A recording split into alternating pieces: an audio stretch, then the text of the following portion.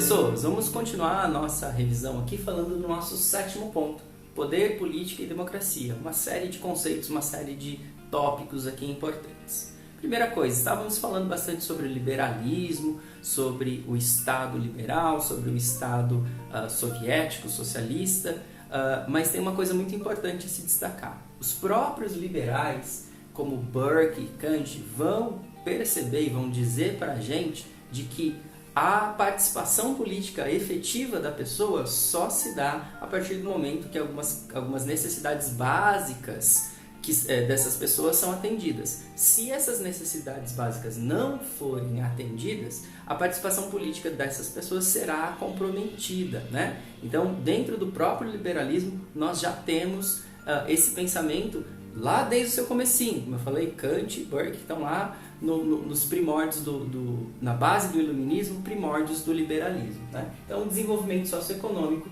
permite o desenvolvimento político. Eu preciso ter a garantia do meu sustento, da minha parte econômica, para que eu tenha uma capacidade política efetiva. Falando de capacidade política efetiva, temos que falar de poder, e aí poder tem que trazer a ideia de Foucault. Foucault ele vai desenvolver uma ideia, um conceito que Maquiavel já percebe, que o poder ele é difuso na sociedade, e o Foucault concorda com isso, encampa essa ideia e aprofunda o estudo do poder na sociedade. Ele vai falar de um tipo de poder que é difuso, certo? Na sociedade como um todo, né?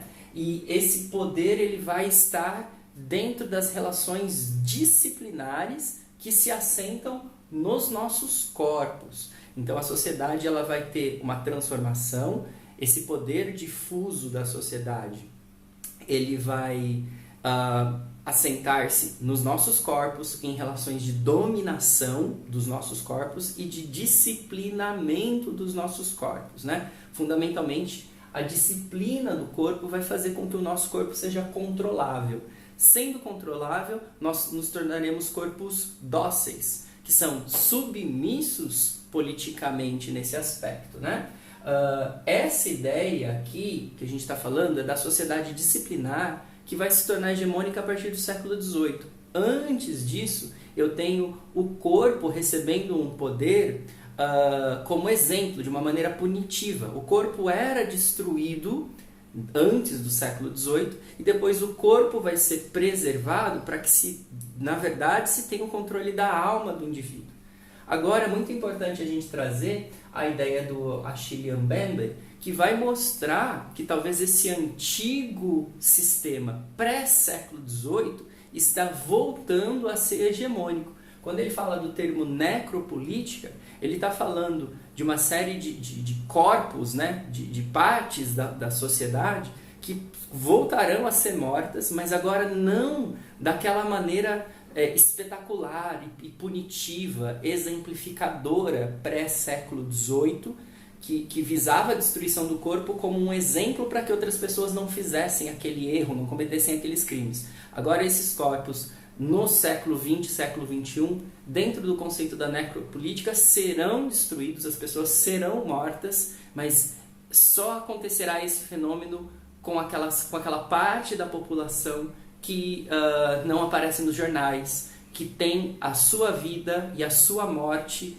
totalmente marginalizadas pela sociedade. Por exemplo, né, o Achille vai falar da questão dos negros. Os negros são a principal vítima dessa necropolítica, que pode representar aqui um retorno àquele estado pré-século XVIII categorizado por Foucault. Sobre a questão dos partidos políticos, o que é importante a gente ter em mente? Num primeiro momento, os partidos políticos vão surgir como expressão organizada das oligarquias das sociedades. Num segundo momento, tanto pelo desenvolvimento e efetivação das ideias liberais, quanto também pela formação dada pelo pensamento socialista, esses partidos eles vão se tornar cada vez mais populares. Então, essa popularização e essa formação de bases, seja pelo liberalismo, seja pelo socialismo, é o que deve estar como vir a ser dos partidos políticos. Mas vamos dar uma olhada na prática aqui do Brasil.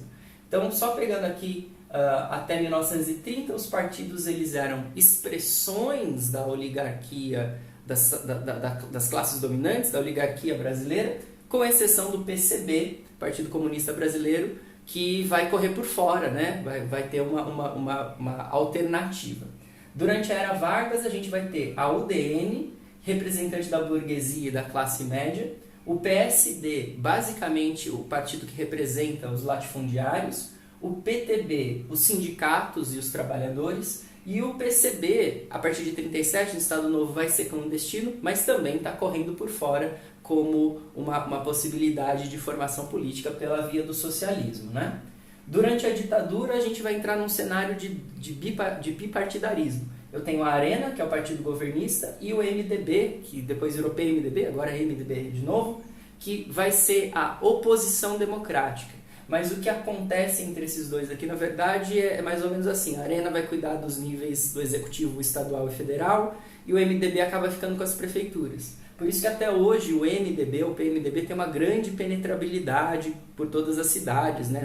na Câmara dos Vereadores, nas prefeituras e tudo mais. Bom, a partir de 1988, com a redemocratização, aquele vir a ser de criar partidos que tenham base de formação social, de formação política, não vai ser hegemônico, não vai ser a maioria dos partidos que vão fazer isso, né? Um ou outros vão fazer. E aí, fundamentalmente, o que os partidos vão acabar adotando como método de funcionamento não é a formação política, mas quase que uma lógica empresarial. Os partidos se constroem enquanto uniões, enquanto empresas, digamos assim, de vencer eleições. E isso transforma os partidos não como um local que o cidadão brasileiro perceba como local para ele discutir política, para ele entender sobre política, mas ele percebe os partidos políticos como algo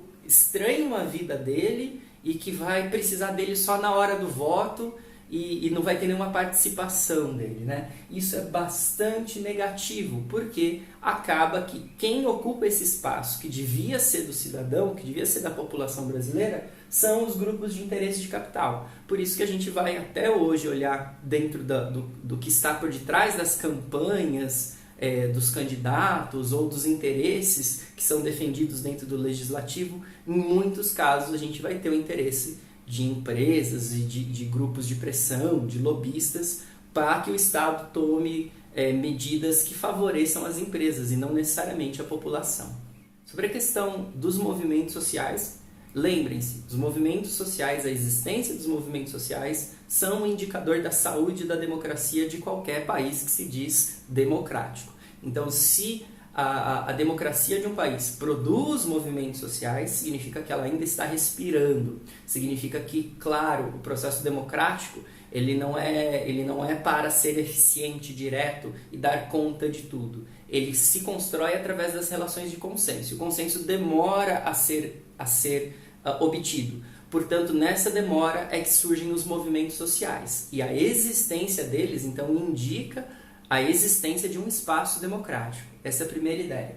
Segunda ideia, vamos lembrar um pouquinho das categorias. Movimentos sociais de consenso e dissenso. Movimento social de consenso é aquele que não quer mudar as regras do jogo. Então, por exemplo, quando eu tenho um movimento social ligado a uma greve, mas essa greve ela está lutando por melhores salários, eu tenho um movimento social de consenso. Eu não estou fazendo uma greve para alterar a relação de posse dos meios de produção. Isso seria um movimento social de dissenso, porque eu estou lutando, estou questionando as regras do jogo. Então essa categoria é importante. Além disso, vamos pensar nesses outros dois nomes aqui, movimentos conjunturais e movimentos estruturais.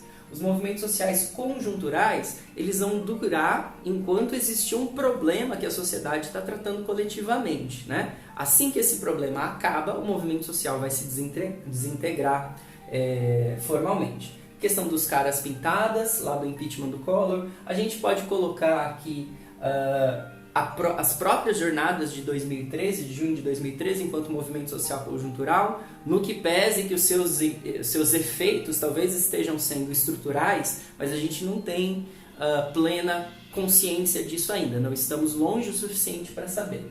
E os movimentos estruturais, esses sim, né, são aqueles que vão estar tendo no centro da sua proposta alterações em sistemas, em relações de poder que têm potencialidade de mudar a sociedade como um todo.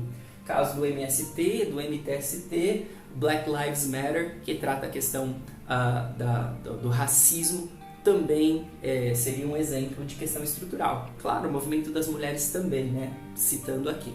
Tá bom, gente? Até já!